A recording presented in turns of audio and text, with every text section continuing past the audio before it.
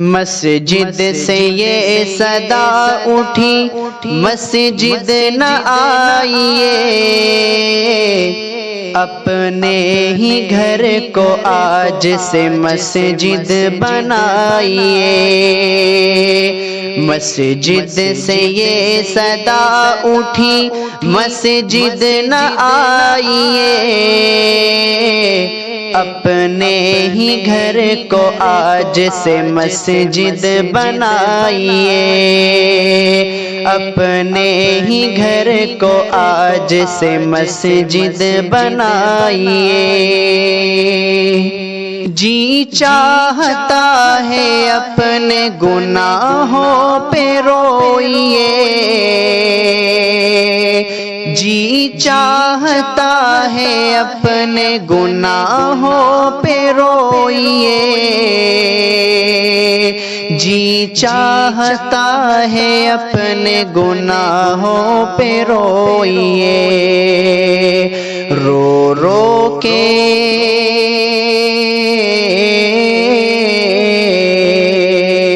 رو رو کے اپنے روٹھ خدا کو منائیے۔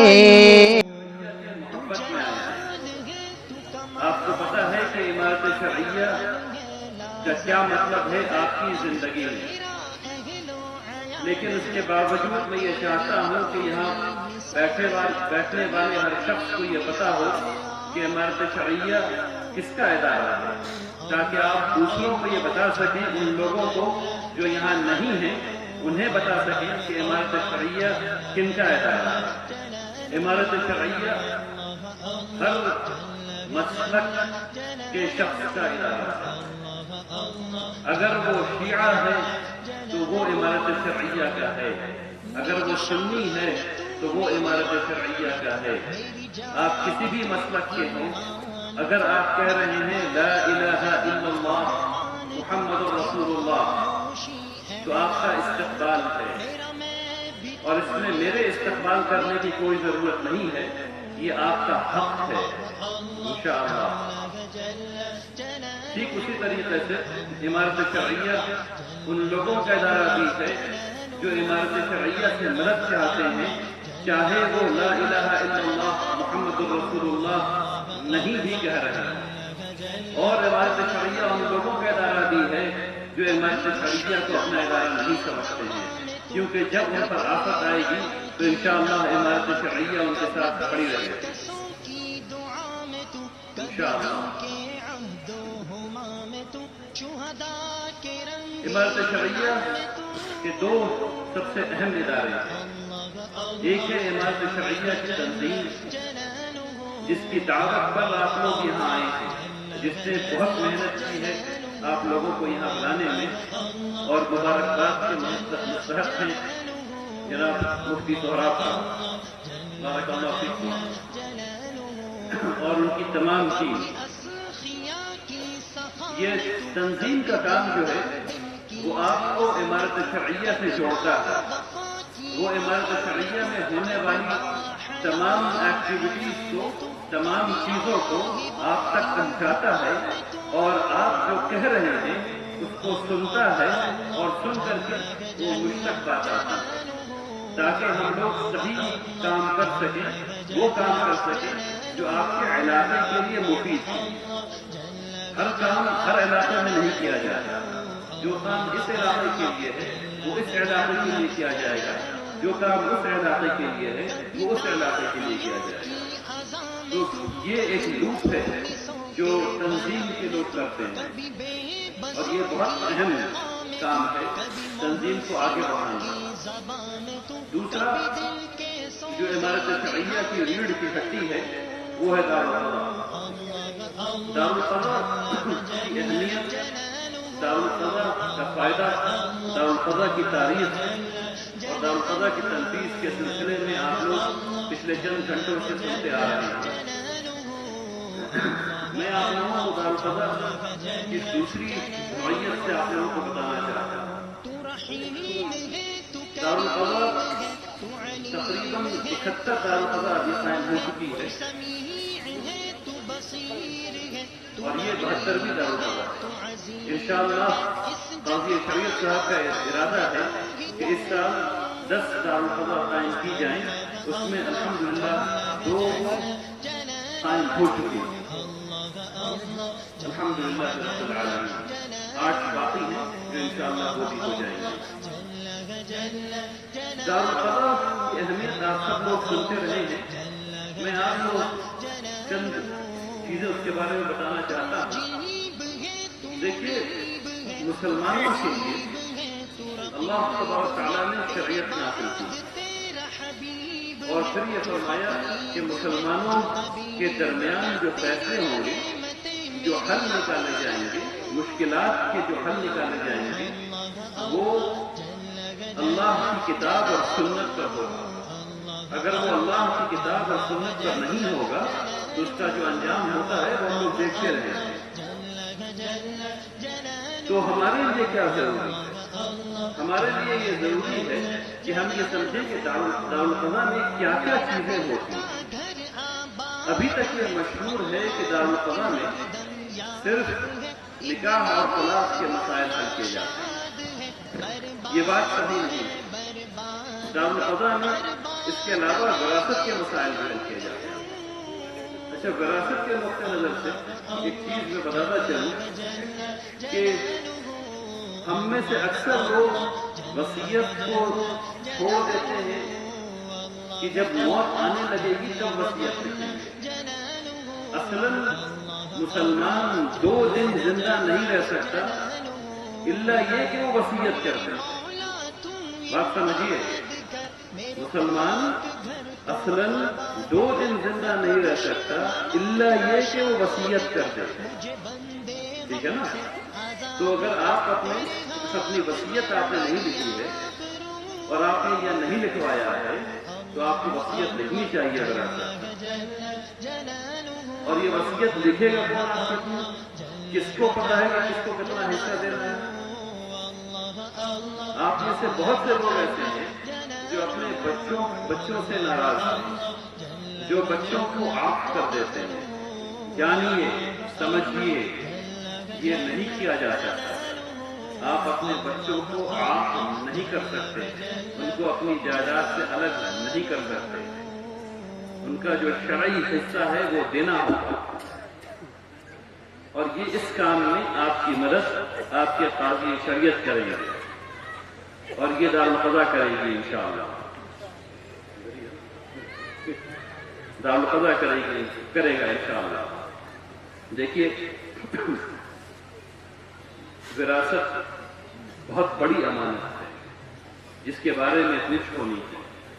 یہ ایک معاہدہ بھی ہے اور اس کے بارے میں شرعی حکم سب سے بہتر ہم میں سے ان لوگوں کو پتا ہے جنہوں نے اس کا علم حاصل کیا ہے۔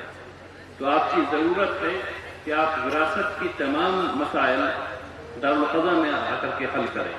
ٹھیک اسی طریقے سے آپ لوگ ایک دوسرے کے ساتھ معاملات کرتے ہیں۔ اس علاقے میں کھیتی ہوتی ہے زیادہ، اس نسبت سے میں کہنا چاہتا ہوں کہ مجھے ایسا لگتا ہے کہ باغات ہیں یہاں پر جو آپ میں سے کچھ لوگ خریدتے ہیں، کچھ لوگ بیچتے ہیں کہ پھل ہوگا تو یہ دیں گے، اتنا پیسہ دیں گے۔ اس میں بہت سی چیزیں جو ہے وہ غیر شرعی ہو رہی ہیں۔ آپ کو یہ چاہیے کہ آپ حلال کام کریں، اس لیے آپ کو یہ چاہیے کہ آپ آ کر کے قاضی شریعت صاحب سے پوچھیں کہ میں اور میرا دوست ہم لوگ اس معاہدے میں شامل ہونا چاہتے ہیں، کیا یہ شرائط حلال ہیں یا نہیں ہیں؟ تب آپ کو قاضی شریعت بتائیں گے کہ نہیں، ایسا نہیں کیجئے، ایسا کیجئے، یا ویسا مت کیجئے، ایسا کیجئے، تاکہ آپ لوگ حلال کے دائرے میں رہیں۔ کوئی بھی مال جو حرام طریقے سے کمایا گیا ہو وہ آپ کو نہ اس دنیا میں فائدہ دینے والا ہے نہ اس دنیا میں فائدہ دینے والا ہے۔ اور 1 روپیہ حلال کا اس دنیا میں بھی فائدہ دینے والا ہے اور اس دنیا میں بھی فائدہ دینے والا ہے۔ حلال کمائی، اگر نیت آپ کی صحیح ہے اور آپ حلال کما رہے ہیں تو ثواب کا کام ہے۔ اگر آپ 1 کروڑ روپیہ بھی کما رہے ہیں اور نیت صحیح ہے تو ہر 1 روپے کا ثواب ملتا ہے جو آپ کما رہے ہیں۔ اس لیے زیادہ کمانا گناہ نہیں ہے، حلال طریقے سے کمانا ثواب ہے، اور ناجائز طریقے سے کمانے کا مطلب سب کو پتا ہے۔ دارالقضا میں نکاح، طلاق، وراثت، معاہدہ، یہ تمام چیزیں ہوتی ہیں۔ اچھا، معاہدہ بڑا وسیع ترین لفظ ہے، اس میں بہت ڈھیر ساری چیزیں آتی ہیں۔ آپ کے گھر میں بھائی سے جھگڑا ہو گیا ہے کسی بات پر، کون اس کو نپٹائے گا، کون صلح کرائے گا؟ قاضی صاحب نے ابھی بتایا کہ صلح کر لینا 70 سال کے نفل کا جو ثواب ہے وہ صلح کر لینے سے ہو جاتا ہے۔ تو کتنی اچھی بات ہے کہ لڑائی اگر خدا نخواستہ ہو گئی ہے، شیطان کا وسوسہ ہو گیا ہے، شیطان نے آ کر کے دل میں بات ڈال دی ہے اور ایک دوسرے سے لڑائی ہو گئی ہے، تو اس بات کو سمجھ کر کے کہ 70 سال کی نفل کا ثواب مل جائے گا، صلح کر لیں۔ زیادہ زیادہ کیا ہوگا؟ کچھ دینا پڑ جائے گا، دے دیجئے، جو دیں گے اس کا بھی ثواب ہوگا، جو رہ جائے گا اس کا بھی ثواب ہوگا انشاءاللہ۔ دیکھیے، دنیا بہت کم وقت کے لیے ہے، اس کو اپنے اوپر مشکل نہ بنائیے۔ دنیا بہت کم وقت کے لیے ہے، اس کو اپنے اوپر مشکل نہ بنائیے، اپنے لوگوں کے اوپر مشکل نہ بنائیے۔ اسی سے یاد آیا ابھی کہ آپ کی ابھی نئی دارالقضا کھلی ہے اور کھلتے کھلتے اللہ تبارک تعالیٰ نے اس میں برکت عطا فرمائی، اور غالباً اس واقعے کو مفتی صاحب نے آپ کو بتایا بھی ہوگا کہ دو لوگ جو بہت زمانے سے آپس میں من مٹاؤ تھا اور بہت شدت کے ساتھ من مٹاؤ تھا، آج الحمدللہ رب العالمین ان کی صلح ہو گئی۔ الحمدللہ، میں کہتا ہوں تکبیر آپ کہیے، اللہ اکبر، تکبیر تکبیر تکبیر، الحمدللہ۔ دارالقضا میں کیسے لوگ کام کرتے ہیں یہ بھی آپ کو جاننا چاہیے۔ دارالقضا میں قاضی بننے کے لیے ایک آدمی کو عالم بننا پڑتا ہے یا فاضل بننا ہوتا ہے۔ یہ 9 یا 10 سال کا کورس ہے جو تمام جامعات میں پڑھایا جاتا ہے، آپ جانتے ہیں۔ اس کو کرنے کے بعد وہ 2 سال کا افتاء کرتے ہیں۔ افتاء یعنی کہ وہ مفتی بنتے ہیں۔ مفتی جو لفظ ہے وہ یعنی آپ کی اصطلاح میں اس کو وکیل بننا کہتے ہیں، یعنی وہ اس لائق ہو جاتے ہیں کہ وہ اسلامی قانون کو کتاب و سنت سے استخراج کر کے نکال کر کے اس کو سمجھ کر کے آپ کو سمجھا سکیں، وہ اس لائق ہو جاتے ہیں۔ اب اس کے بعد پھر 6 مہینے کا کورس ان کو کرایا جاتا ہے، عمارت شرعیہ میں پھر 6 مہینے کا کورس کرایا جاتا ہے۔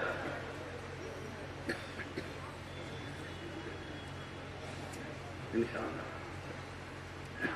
صلح کر لیجیے، پھر 6 مہینے کا کورس کرایا جاتا ہے عمارت شرعیہ میں، تاکہ وہ سماعت جتنے بھی کام ہوتے ہیں قاضی بننے کے، لوگوں سے بات کرنا، صلح کرانے کی ترغیب دینا، لوگوں سے الگ الگ بٹھانا وغیرہ وغیرہ، جو تمام کام ہوتے ہیں اس کو سمجھتے ہیں، اس کو سیکھتے ہیں، اس میں مہارت پیدا کرتے ہیں۔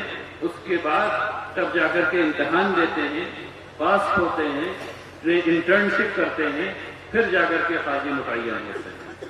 تو الحمدللہ میں آپ کو اس سے یہ بتانا چاہتا ہوں کہ وہ اس لائق ہیں کہ آپ کے حکم بن سکیں، وہ اس لائق ہیں کہ آپ کے بیچ بیٹھ کر کے وہ آپ کے درمیان مصالحت کرا سکیں، ان کے پاس وہ ٹریننگ موجود ہے، الحمدللہ رب العالمین۔ عمارت شرعیہ میں جو دارالقضا ہے، اس کے کام کرنے کا طریقہ بھی آپ کو جاننا چاہیے۔ اس کے کام کرنے کے طریقے میں سب سے پہلی کوشش جو ہوتی ہے وہ صلح کرانے کی ہوتی ہے۔ جیسا کہ آپ کو بھی بتایا، تمام تر فوکس ہم لوگوں کا یہ ہوتا ہے، میرا نہیں، قاضی صاحب کا اور ان کی ٹیم کا یہ ہوتا ہے کہ لوگوں کے درمیان، فریقین کے درمیان صلح ہو جائے۔ اچھا، صلح ہونے کا کیا مطلب ہے؟ صلح ہونے کا لازمی مطلب یہ نکلتا ہے کہ تم بھی کچھ چھوڑ دو، ہم بھی کچھ چھوڑ دیتے ہیں، دونوں آدمی چھوڑ دیتے ہیں اور کچھ اچھا دونوں آدمی چھوڑ دیں گے تو صلح ہو جائے گی۔ اور 99% لوگ صلح تو یہی سمجھتے ہیں کہ تم کچھ چھوڑ دو، ہم کچھ چھوڑ دیں، صلح ہو جائے گی۔ لیکن اصلاً یہ سب سے خراب طریقہ ہے صلح کرنے کا۔ اس کا مطلب یہ ہوتا ہے کہ تم بھی ہار جاؤ، ہم بھی تھوڑا ہار جائیں، اس کے بعد صلح ہو جائے۔ یہ سب سے خراب طریقہ ہے۔ اور جو کورٹ کیسز ہوتے ہیں اس میں اصلاً یہی ہو رہا ہوتا ہے، آپ بھی اپنے وکیل کو پیسہ دے رہے ہوتے ہیں، سامنے والا بھی اپنے وکیل کو پیسہ دے رہا ہوتا ہے، اور دونوں پیسہ دیتے رہتے ہیں، آپ کا بھی نقصان ہو رہا ہے، سامنے والے کا بھی نقصان ہو رہا ہے، اور فیصلہ ہوگا 12 سال کے بعد، ہے نا؟ یہی ہوتا ہے نا، دونوں آدمی وکیل کو پیسہ بھرتے رہتے ہیں، فائدہ کس کو ہو رہا ہے، آپ کو یا وکیل کو؟ جتنا پیسہ وکیل کو دیا تھا اگر دونوں آدمی مل کر کے آپس میں بانٹ لیتے وہی پیسہ تو کتنا اچھا ہوتا۔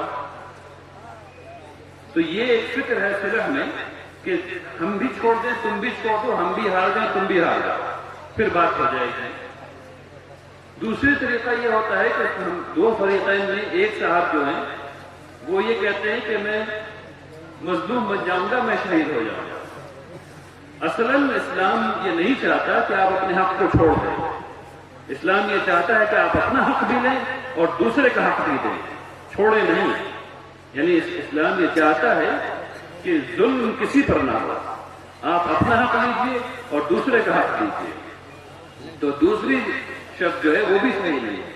تیسری بات ہے جو مسلمان ہونے کی حیثیت سے یہ اقل درجہ ہے جو آپ کے ذہن میں ہونا چاہیے، جب بھی لڑائی ہو سوچئے کہ کیا ہو کہ تم بھی جیت جاؤ اور کیا ہو کہ ہم بھی جیت جائیں۔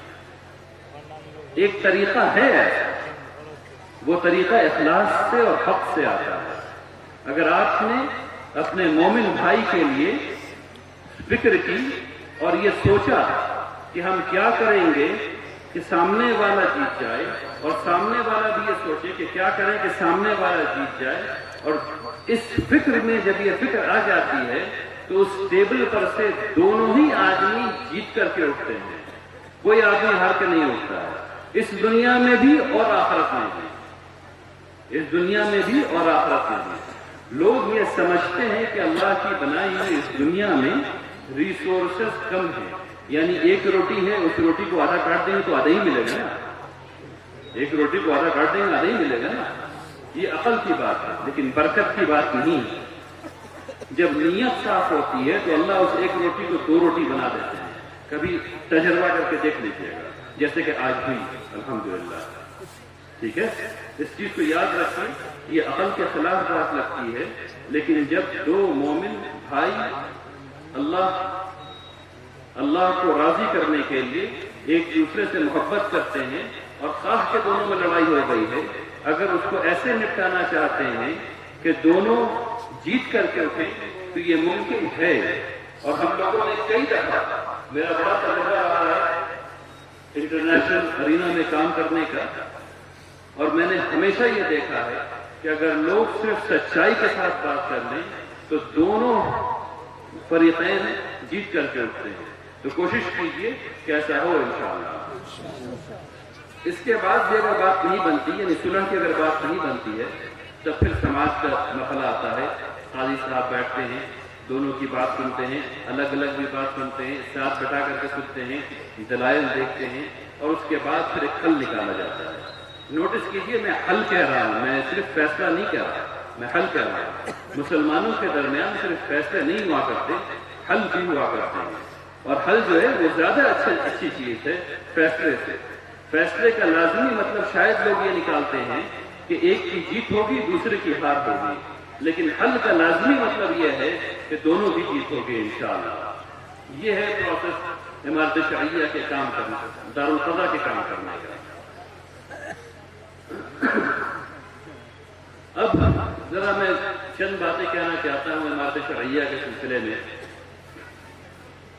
2 دنوں پہلے میں حضرت مولانا ابو المحاسن سجاد صاحب رحمۃ اللہ علیہ میموریل لائبریری میں بیٹھا ہوا تھا، وہاں ایک صحافی صاحب نے مجھ سے پوچھا کہ امارت شرعیہ کرتی کیا ہے؟ امارت شرعیہ تو صرف چاند دیکھنے کا ادارہ ہے، جب چاند نکلا تو چاند بتا دیا، اس کے علاوہ اور کیا کرتی ہے؟ اور قومی محصول لیتی ہے، آ کر کے قومی محصول لے کر کے چلی جاتی ہے۔ 2 کام امارت شرعیہ کرتی ہے۔ میں آپ کو یہ بتانا چاہتا ہوں، میں یہ سمجھتا ہوں کہ آپ میں سے اکثر لوگوں کو یہ پتا ہے کہ امارت شرعیہ کی کیا قدر و قیمت ہے، اسی لیے رات کے 11:33 پر آپ تمام لوگ یہاں بیٹھے ہوئے ہیں اور سن رہے ہیں ہم لوگوں کو۔ لیکن میں ان ان لوگوں کے لیے جو لوگ یہاں نہیں ہیں ان کے لیے آپ کو بتانا چاہتا ہوں تاکہ آپ ان لوگوں کو بتائیں کہ امارت شرعیہ کیا کیا کر رہے ہیں۔ سب سے پہلی بات تو یہ ہے کہ چاند دیکھنا کوئی چھوٹا موٹا کام نہیں ہے۔ چاند دیکھنا کوئی چھوٹا موٹا کام نہیں ہے۔ اگر امارت شرعیہ پر آپ کا اعتماد نہیں ہو اور وہ چاند نہیں دیکھے اور آپ اپنے اپنے گاؤں میں چاند دیکھیں اور اس پر عید منائیں تو آج اس گاؤں میں عید ہوگی، کل اس گاؤں میں عید ہوگی اور تمام اجتماعیت ختم، تمام اتحاد ختم۔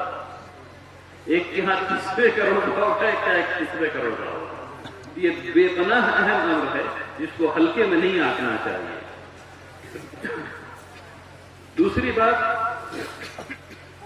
کہ امارت شرعیہ ابھی صرف تعلیمی میدان میں ہم لوگ دیکھ لیں تو 282 وفاق کے مدارس کو دیکھتے ہیں، 96 مکاتب کو دیکھتی ہے، جو کہ انشاءاللہ لگاتار بڑھ رہے ہیں۔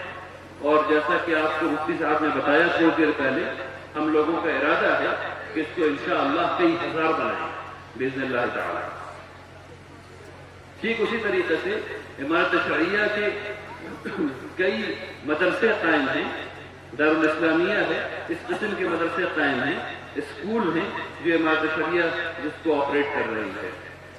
کئی اسکول ہیں جس میں کام ہو رہا ہے، جس میں بچے پڑھ رہے ہیں، اور انشاءاللہ آنے والے چند سالوں میں ہر ڈسٹرکٹ میں ریزیڈینشل اسکول ہوگا اور انشاءاللہ آپ کی ڈسٹرکٹ میں بھی ہوگا انشاءاللہ۔ یہ صرف تعلیم کے نقطہ نظر امارت شرعیہ اتنا کام کر رہی ہے، باقی چیزیں تو اور ہیں انشاءاللہ۔ آپ کا یہ مسلمانوں کی ترقی، مسلمانوں کا تحفظ، یہ دو کام امارت شرعیہ کے مقاصد ہیں۔ ترقی بھی ہو رہی ہے اور تحفظ بھی ہو رہا ہے الحمدللہ۔ اب چند باتیں مجھے آپ سے سماجی نقطہ نظر سے کرنی ہے۔ دیکھیے، چھوٹے گاؤں میں خاص کر کے جہاں پیسے کی کمی ہوتی ہے، لوگ سود پر پیسہ لے لیتے ہیں۔ مجھے پتہ نہیں ہے کہ آپ کے علاقے میں یہ نظام قائم ہے یا نہیں ہے، یا نہیں ہے، اس کے بارے میں بات کرنے کی ضرورت نہیں ہے الحمدللہ رب العالمین۔ دوسری جگہوں پر جہاں میں گیا ہوں، لوگوں نے مجھے بتایا ہے کہ لوگ سود پر پیسے لے رہے ہیں۔ آپ میں سے بہت سے لوگوں کے بینک اکاؤنٹ ہیں جو چیکنگ بینک اکاؤنٹ نہیں ہے، سیونگز بینک اکاؤنٹ ہے۔ بہت زیادہ چلتا ہے، ہر گھر پہ چلتا ہے۔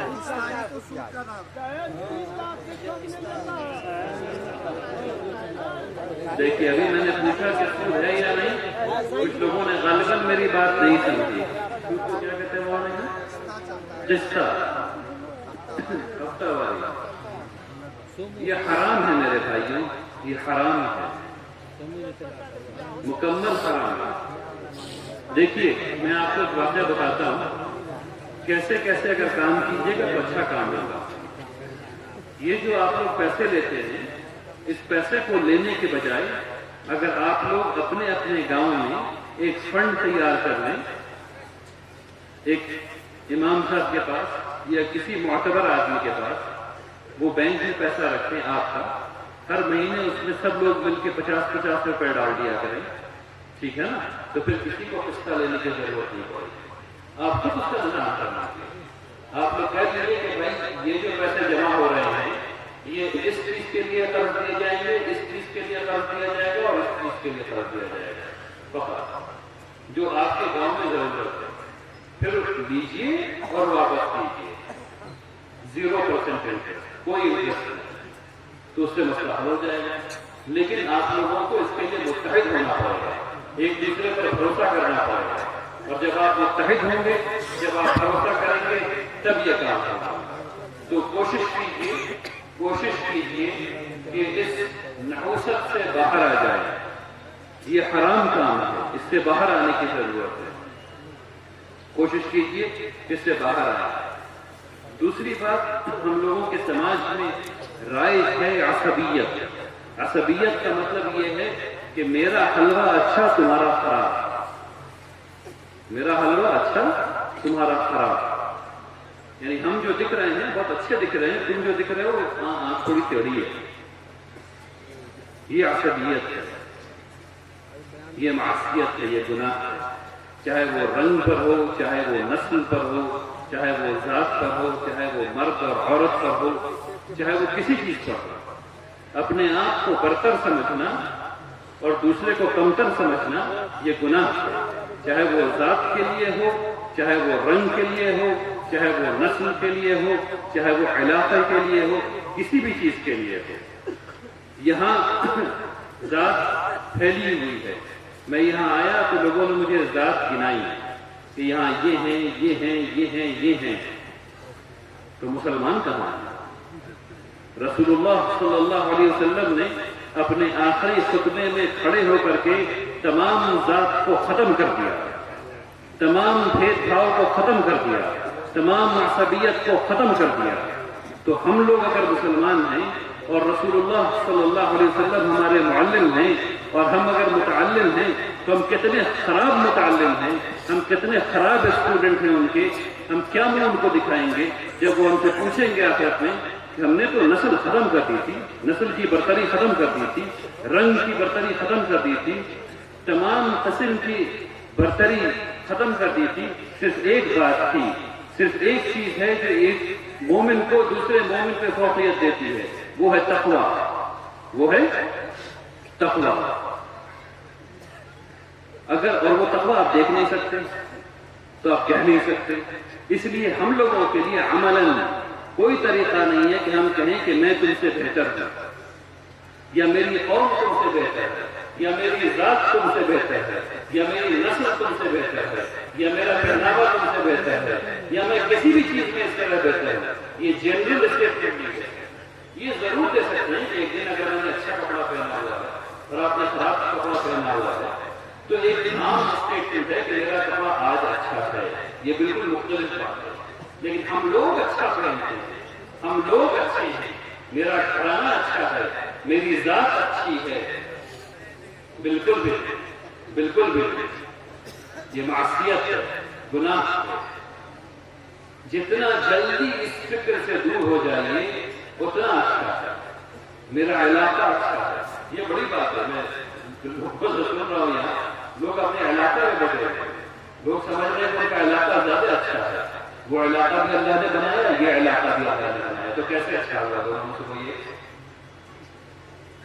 نہیں ہوتا.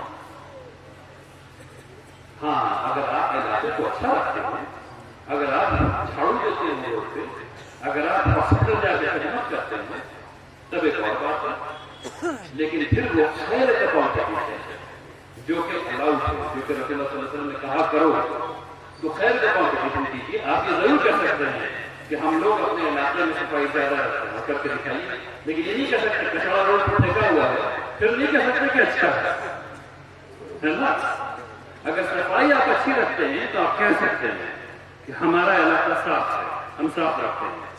ہمارے علاقے میں کسی مریض کو دقت نہیں ہوتی، اگر پیسے کی ضرورت ہوتی ہے تو آ کے مسجد میں کہتا ہے ہم اس کا انتظام کرتے ہیں، پھر ہوتی ہے بات. پھر آپ کہہ سکتے ہیں کہ ہماری مسجد اچھی ہے، ہم یہاں یہ کام کرتے ہیں. کمپٹیشن جب بھی ہوگا وہ خیر میں ہوگا، خرابی میں نہیں ہوگا. اس چیز میں نہیں ہوگا جس پہ آپ کو کوئی قدرت حاصل نہیں ہے. آپ کی نسل پر آپ کو کوئی قدرت حاصل نہیں، آپ کی ذات پر آپ کو کوئی قدرت حاصل نہیں، آپ کے مرد ہونے پر آپ کو کوئی قدرت حاصل نہیں، آپ کے عورت ہونے پر آپ کو کوئی قدرت حاصل نہیں. یہ تمام امر اللہ کے ہیں.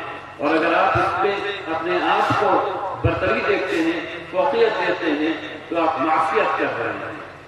ہاں جو کام آپ کے قدرت کے اندر ہے اور پھر آپ نے اس کو کیا. مثلا آپ نے اسکول بنا دیا یہاں پر، بہت اچھا. آپ سب لوگ ملے، آپ سب لوگوں نے زمین کا انتظام کیا، عمارت شرعیہ سے رابطہ کیا، یہاں عمارت پبلک اسکول بنا. تب آپ کہہ سکتے ہیں کہ ہمارے علاقے میں عمارت پبلک اسکول ہے. یہ آپ ضرور کر سکتے ہیں. کریں گے؟ زور دے انشاءاللہ. ٹھیک ہے.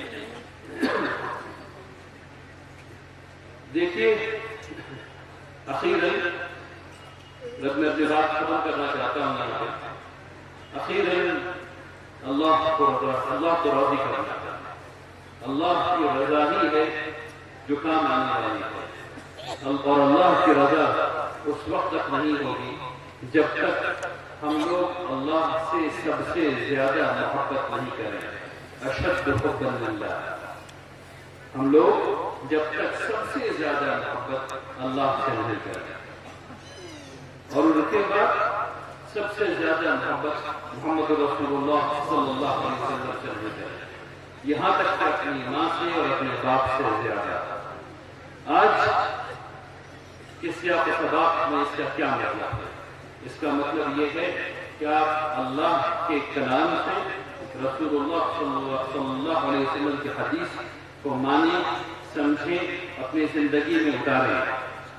جب ایک بات رسول اللہ صلی اللہ علیہ وسلم کی طرف سے آ گئی تو پھر ہمیں اپنا کوئی اوپینین رکھنے کا کوئی اختیار نہیں۔ ہم یہ نہیں سب کہہ سکتے کہ ہم ایسا مانتے ہیں، نہیں، آپ کا اختیار ختم ہو گیا۔